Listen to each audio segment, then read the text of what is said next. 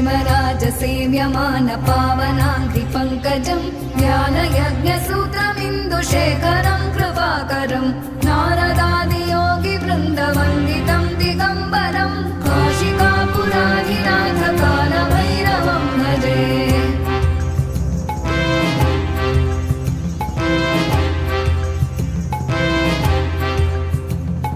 भानुकोटिभास्वरं भवाब्धितारकं परं नीलकण्ठमीप्सितार्थदायकं त्रिलोचनं कालकालमम्बुजाक्षमक्षशूलमक्षरं काशिकापुराधिनाथकालभैरवं भजे।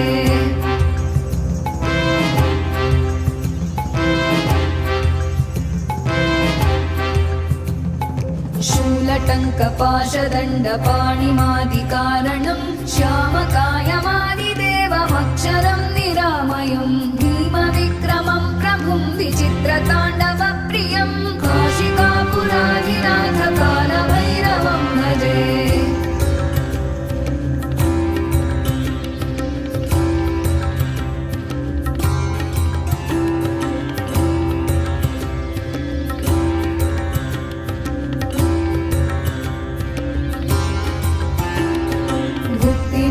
दायकं प्रशस्तचारुविग्रहं भक्तवत्सलं स्थितं समस्तलोकविग्रहं विनिक्मणं मनोग्रहेम किङ्किणीलसत्कटिं काशिकापुराधिनाथकालभैरवं भजे।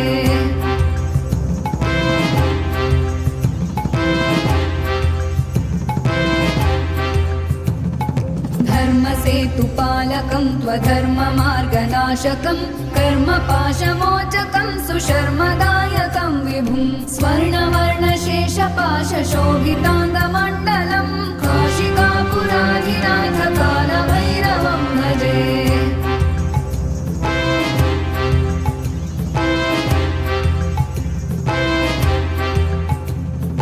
रत्नपादुकाप्रभाभिरामपादयुग्मकं नित्यमद्वितीयमिष्टदैवतं निरञ्जनं मृत्युदर्पनाशनं करालदंष्ट्रमोक्षणं काशिकापुराधिनाथकालभैरवं भजे।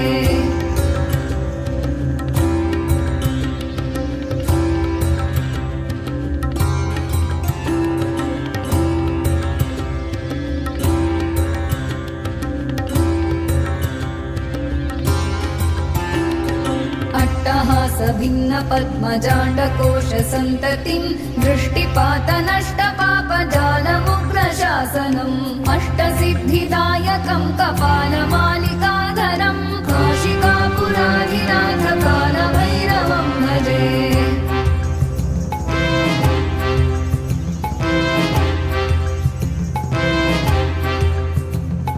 भूतसङ्घनायकं विशालकीर्तिदायकं काशीवासलोकपुण्यपापशोधकं विभुं नीतिमार्गकोविदं पुरातनं जगत्पतिम्